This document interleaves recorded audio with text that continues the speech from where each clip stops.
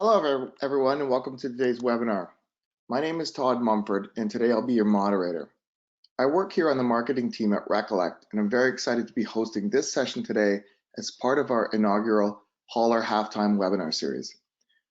I'm pleased to introduce today's speaker, Ryan Buhay. Ryan is a next generation leader in the waste and recycling industry and a Waste 360 40 Under 40 recipient in 2018. He's also our account executive for the Waste Haulers division at Recollect. Ryan dove headfirst into his waste management career as a community relations coordinator for a waste hauler in Saskatoon, Saskatchewan. There, he spearheaded several recycling education initiatives, including the conceptual creation, implementation, and design of an in-house education center to host visitors at the MRF. His experience both in the hauling industry working at a MRF facility and in municipal education give him a unique perspective on how customer waste and recycling behaviors affect the industry. Today, Ryan is going to deep dive into contamination and explore how it impacts waste haulers. Additionally, Ryan's going to provide key tips and strategies you can use to help educate your customers and lower contamination. But before I hand over the mic to Ryan to start, I have a few housekeeping items to cover about this presentation. First, today's webinar will be available on demand after the live session, and we can send out links to the recording for you to share with colleagues or watch again in the future. You can also access today's deck in the right panel as a downloadable PDF. Next, we'd love to hear from you during today's presentation.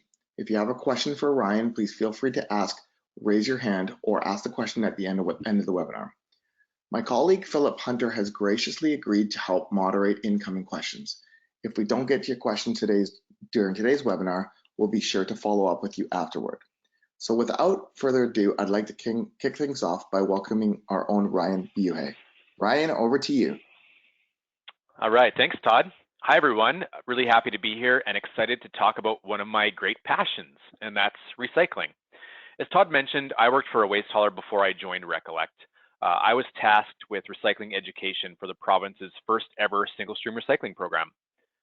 In my time there, I undertook a lot of different initiatives, MRF education programs, curbside audits, community-based social marketing, website engagement, and I did a ton of collaborating with our municipal customers.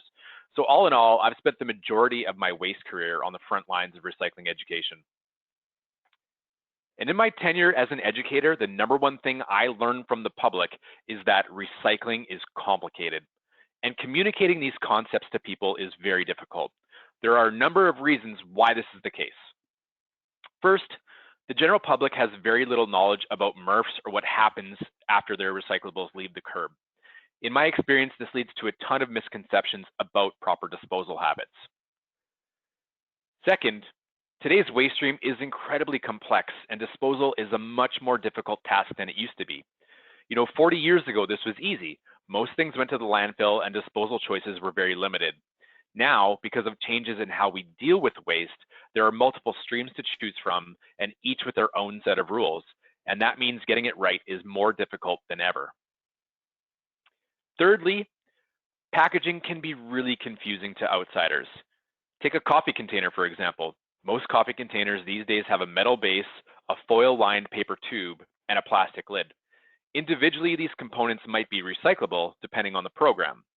But since we have no means to separate these items in the MRF, this is a contaminant. An outsider rarely knows what is and isn't possible in a MRF. They look at the object, they see three things that appear on their recycling poster: paper, plastic, and metal, and choose to recycle it. Or take a motor oil container, for example.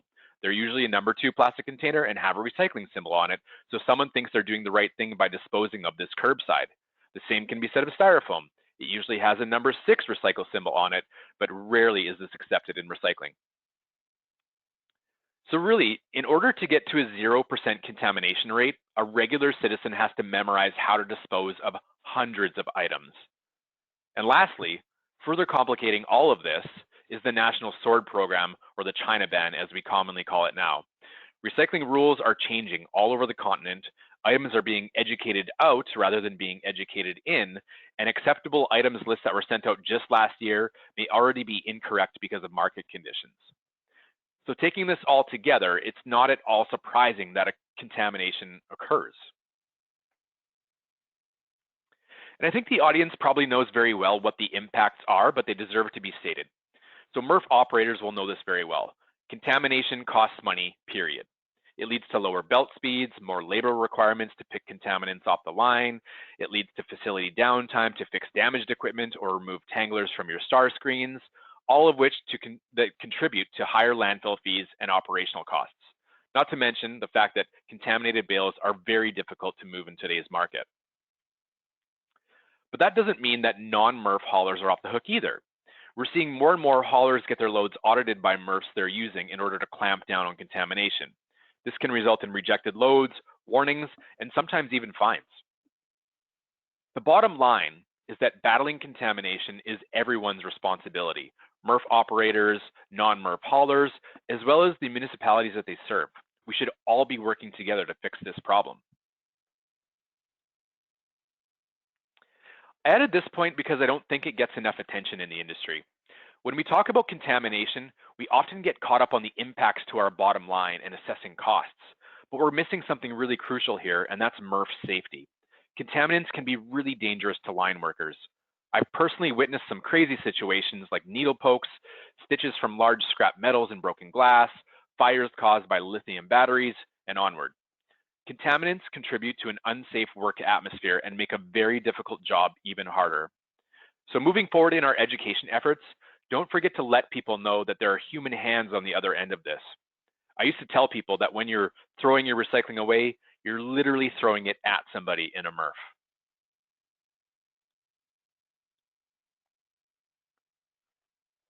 Now, something I've noticed over the years is that very little has changed in how we educate our customers. Printed media is still really prevalent. Bill inserts, door hangers, annual calendars, recycling posters, and newsletters are still widely used, as are newspaper ads, billboards, radio ads, and so on. I think I'd even argue that web pages with long material lists even fall under traditional communication in this day and age. Now, don't get me wrong, some of these can be really great initiatives to promote awareness about a program, but this is more of a marketing tactic rather than a true recycling behavior change tactic. And the reason I say this is because these methods were created in an era where just getting people to participate in recycling was really the top priority. And the success of these initiatives was measured by how many impressions they made. For example, a newspaper ad could be seen by 3,000 people, and therefore it would create 3,000 impressions. The problem is that our priorities in the industry have changed a lot since then. We don't just need people to participate in recycling, we need them to recycle right. We need to change recycling behaviors. An impression doesn't necessarily teach them anything useful. I think we really need to change things up so our education tactics keep in line with the times.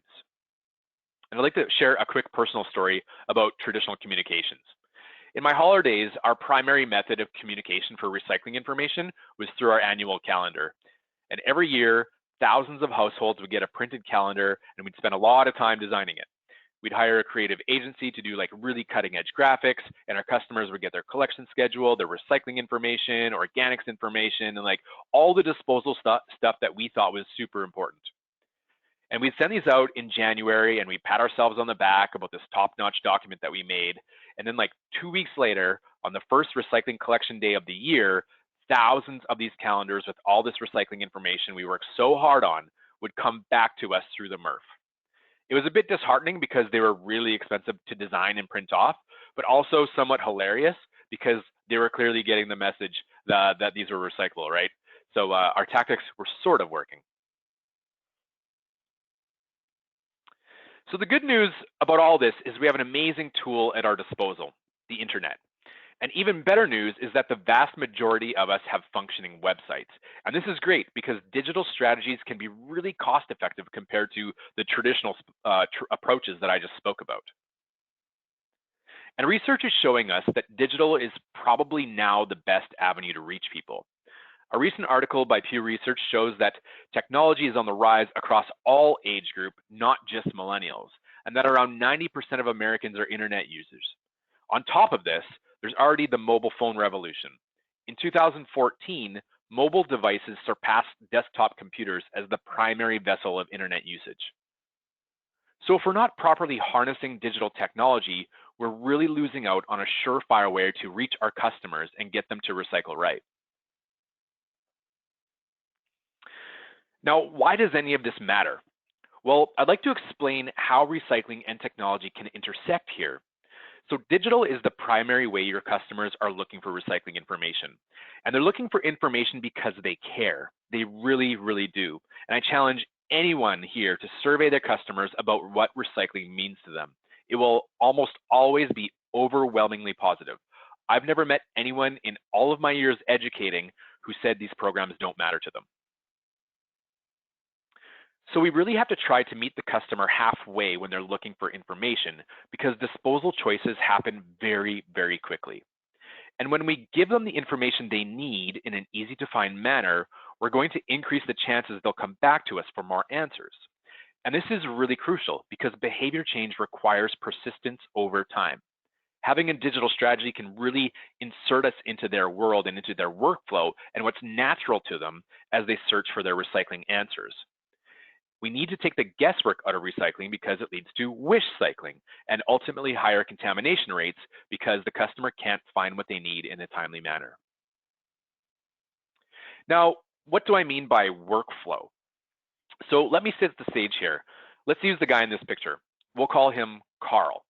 Now, Carl has just finished cooking dinner and is disposing of the leftover packaging from his meal. He's got some pasta boxes, a styrofoam meat tray, a glass jar, a metal lid, and a broken dish because he's kind of clumsy. Now we know that Carl is likely an internet user and has a mobile phone in his pocket.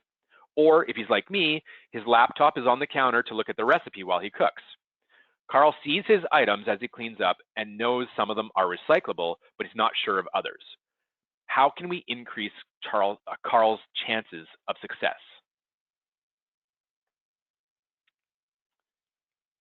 We're going to do that by making information really easy for him to access in the moment through your website. A quick Google search doesn't necessarily give you the most accurate information when it comes to recycling these days, especially now when so many programs are being retooled. So engaging customers through your website is really essential here. We want Carl to find your website and answers to what he's looking for as quickly as possible because he's in the middle of cleaning up. And this is really important because failed online searches have consequences for recycling behavior. They can become costly phone calls for you, they lead to persistent mistakes, which increases contamination, and worst of all, possibly a lost engagement opportunity. If Carl can't find what he's looking for on your website quickly, the chances of him coming back for answers are very slim. So I want to share some really quick tips on how we can increase our chances of success with some tweaking on how information is presented on your website. Tip number one is 7 or less calls to action per page.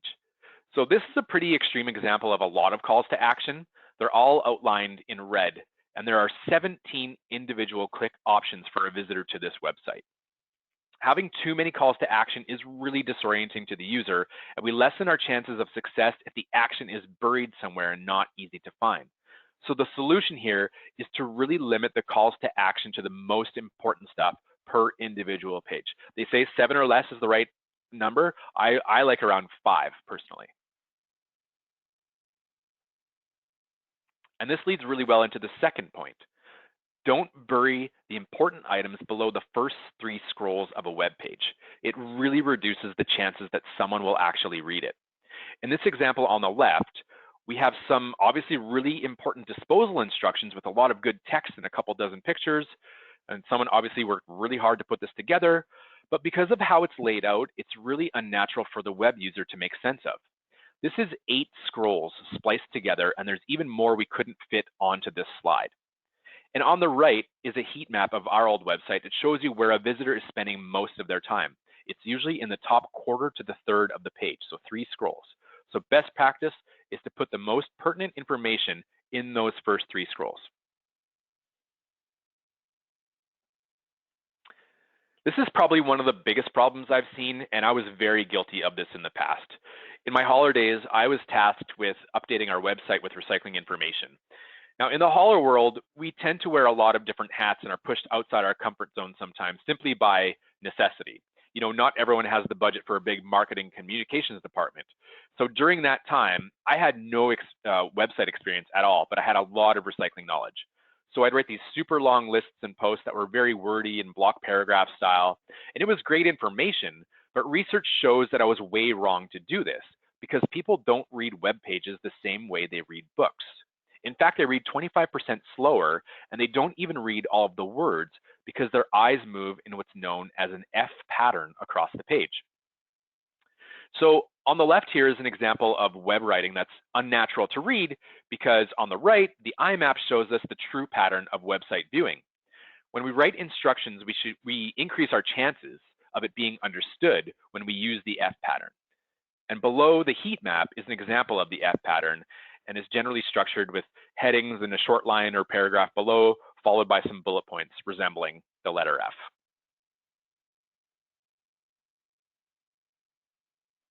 All right.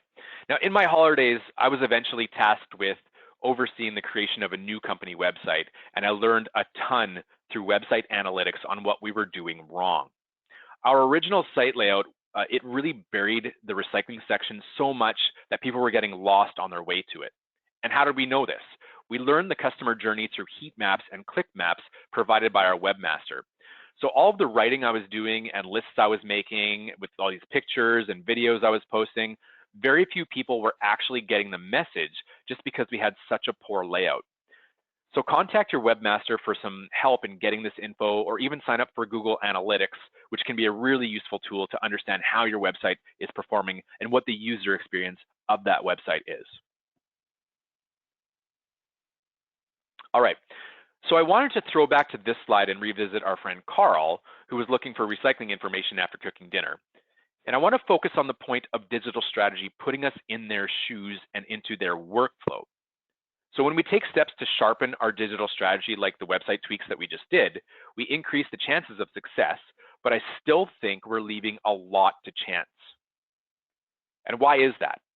Like I said, recycling is incredibly complicated, and getting it right 100% of the time would virtually require us to memorize proper disposal instructions for hundreds of individual items.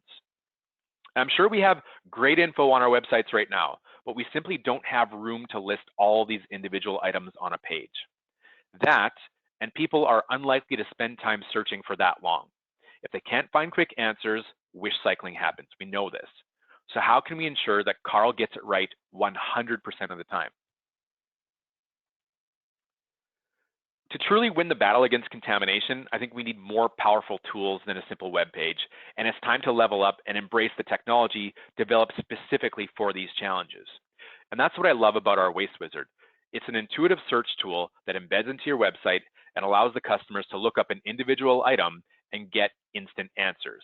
No more guesswork, no more wish cycling, just open the web page or the mobile app, type in the item, and get address-specific disposal instructions for recycling, organics, e-waste, HHW, and so on. This makes engaging in a waste program as easy as it can possibly be. I've lived in the recycling education world for a really long time. I've done countless presentations, education initiatives, and this is truly something that I wish I had back then, because I would have been way more successful with it. And I think the most important thing is understanding what the customer needs and present it in a way that's natural to them. So the picture on the left is it's an example of what we think a customer needs to know, and then we're throwing it at them all at once. So this really represents our needs, our organizational needs, and not necessarily the needs of the person visiting the website because of how it's presented. And I can understand how a web page like this gets created, because I've been guilty of it in the past.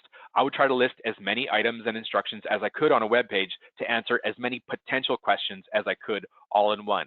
And it resulted in a very tedious web page to navigate. And when it's presented this way, the odds are really low that it's going to lead to any type of behavior change. Now, alternatively, when we embrace technologies that our customers are not only used to, but they're now expecting from us, like search tools and mobile apps, we're supplying information that really fits into their world and their workflow and what's natural to them, and then we vastly increase our chances of success. And further, traditional communications don't tell us much about the mindset of the customer. We hope they see the information we're providing to them, but we don't really have a real way of knowing if there's things that are unclear or if there's any action we should be taking with follow-up education. And that's what I think is most important about the Waste Wizard. So not only is it easy to update and edit those materials so your customers are always getting 100% correct information from you, we're also getting this amazing data to work from in the form of search metrics. We can look at the tool usage and understand where our customers might be having problems. For instance, in this search data, the styrofoam and plastic bags are the most searched items. We can use that information to give back to the customer, maybe through our website alerts or social media campaign or something like that.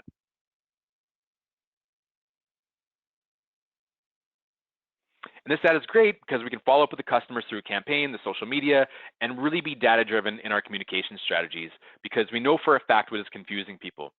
We can build actionable insights based on the data the customer is supplying to us and then use it to target the problem areas. And I'd love to talk more about this tool with anyone who's interested because I think it really changes the game. And with it, I think we can really win the battle against contamination. And education truly is the only way to win the battle.